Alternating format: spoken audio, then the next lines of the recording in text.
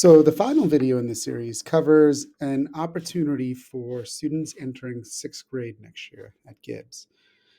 This opportunity, just to really set the parameters, this opportunity is something that I'll be working with a lot of the logistics just to funnel through the single source. I know that there's always questions and there are those that like to inquire.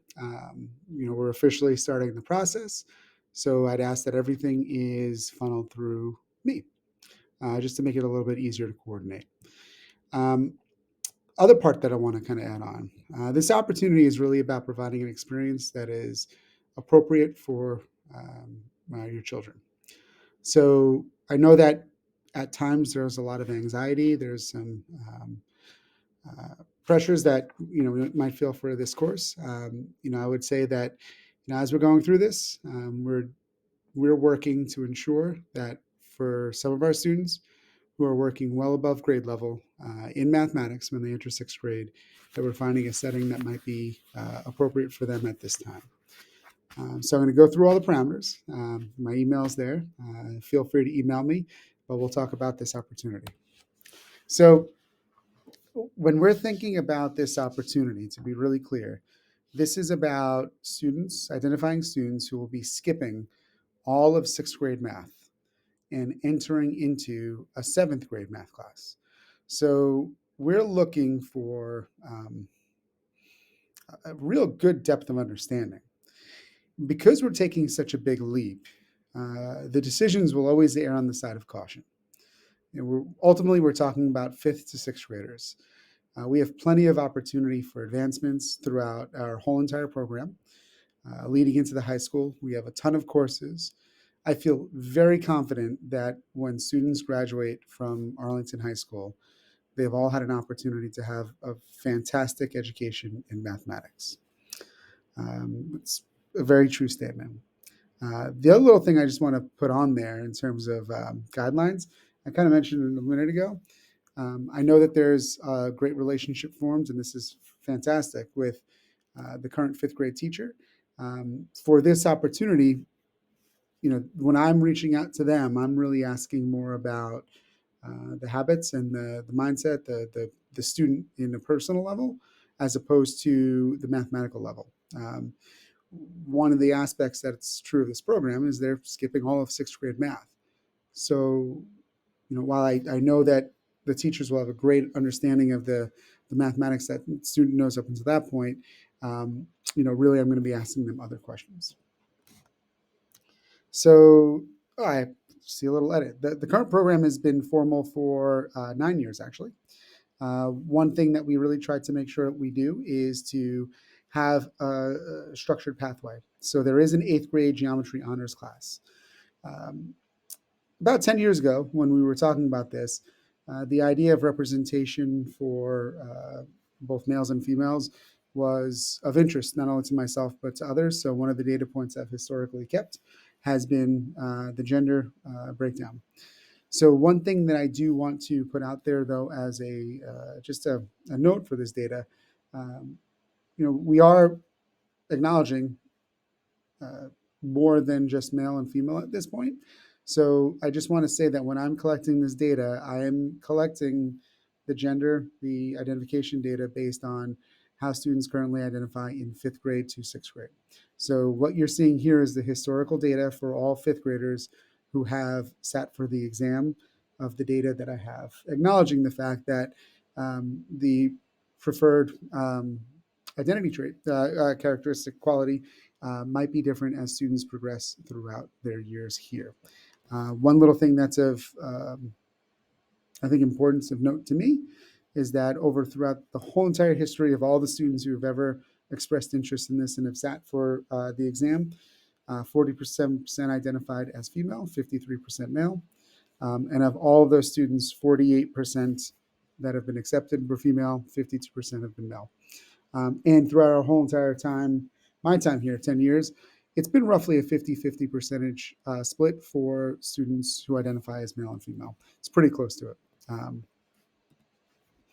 This year, we have 13 eighth graders who are taking an honors geometry class. Meets every day. It's a typical geometry class. similar to what we do in the high school. For seventh grade and for sixth grade, you can see the breakdown right there. The 16 sixth graders in Math 7A, those are the students that next year will be going to Algebra 1. The 16 seventh graders in Algebra 1 will go to geometry the following year. So things that I look for. I just want to kind of go through the screening process. Over the past few years, we've tried to really be flexible with the data that we're pulling. Historically, we've always used MCAS, but over the past couple of years, that hasn't been as consistent a resource. So we will still be looking at that, and I do want to identify those that scored in exceeding last year. But we've also been using another tool called iReady. iReady is adaptive, and it gives us some information about certain areas of mathematics their students might be working above, at, or below grade level. So we're looking for students that are consistently above grade level. I just want to point to the fact that we are talking about students who are skipping the sixth grade level. And the other thing that we've been doing over the past few years is looking at the progress report data. Again, looking at those domains and looking at those students who would be exceeding in their math classes. So for me, this first phase is really looking for those students in their third, fourth, and fifth grade years have been excelling in mathematics at a very, very high rate. That is this first phase. That is essentially me looking for those consistencies. Now, I do acknowledge that this is a pandemic, so I do allow for a lot of variability. I'm looking for trends. I know that, in looking at all this, there might be one indicator that's below others. I'm really, really looking for consistency and trends throughout those years among all those data points that are consistent for everybody. That's essentially what this first phase is. And this is really looking for that depth of understanding. The next phase. This phase is essentially having students take a Math 6 final exam. So right now, we're going to administer the exam the same way we've done the past 2 years, which is in a remote fashion. So right now, the to be determined for the date of exam is up in the air. What I do want to understand is how many students will be reaching out for this opportunity. So when I grade this test, I actually grade it 2 ways, quantitatively. And what I mean by that is I'm scoring it like I would have scored a traditionally thought of exam. You earn 95. But I'm also looking at this qualitatively. When the students your children are taking this exam, there's a lot of opportunities for reasoning and sense making. And I do want to understand how students are going about solving the problems. So I also look at it for the ways in which we are solving. I would say over procedural responses where it's just symbol pushing. I know that feels like we're doing advanced math, but I want to just really clear we're looking for something beyond that. A depth of understanding that is more than just, hey, I know the steps to solve this problem. After we do the assessments, at this point, what I have is historical data about how students have achieved. I have a current baseline of how much sixth grade math students know. And that's when I'm going to really start to reach out to teachers to really get an understanding of who these kids are as students. The ability to work through misunderstandings, maturity, completion of work.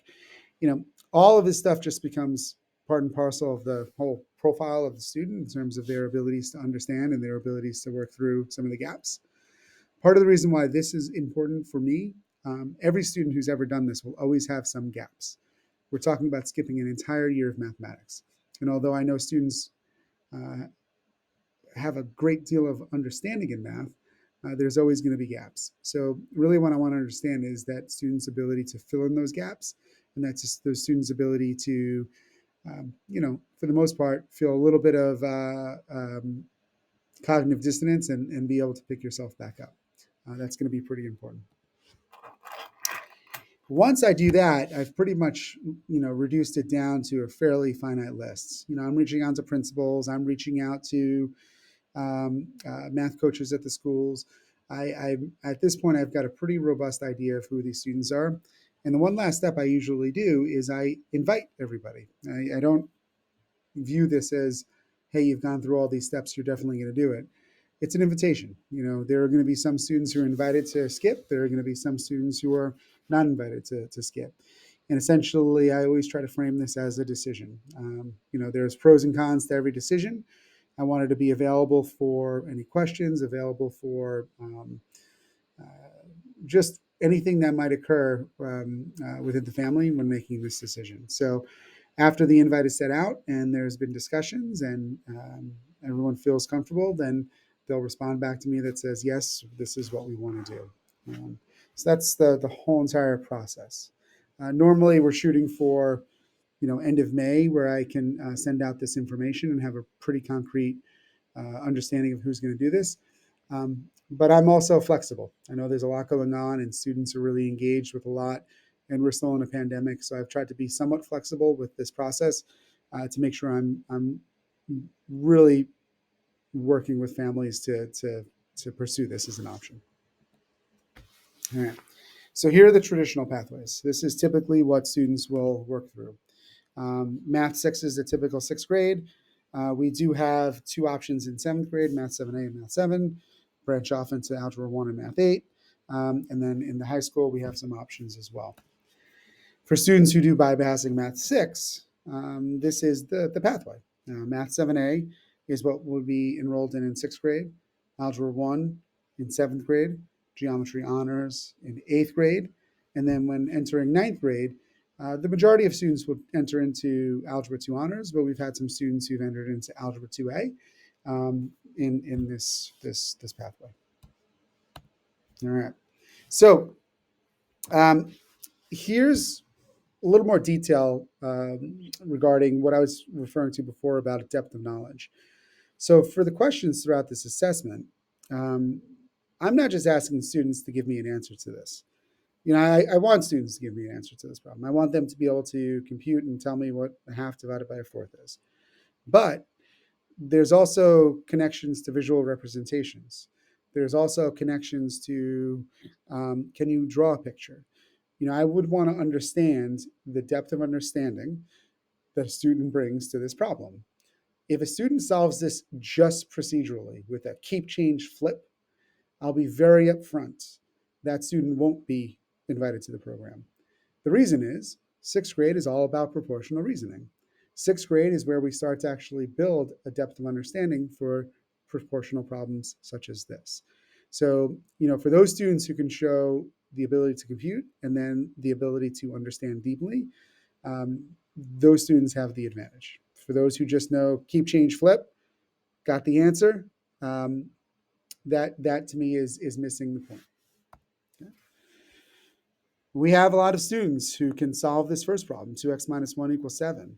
And they can show me the steps. They could add 1 to both sides, divide by 2. That's not the point of this test. The point of the test is really to make sure that we understand that we have these mathematical statements where values that you input are true, that make the statement true or make the statement false.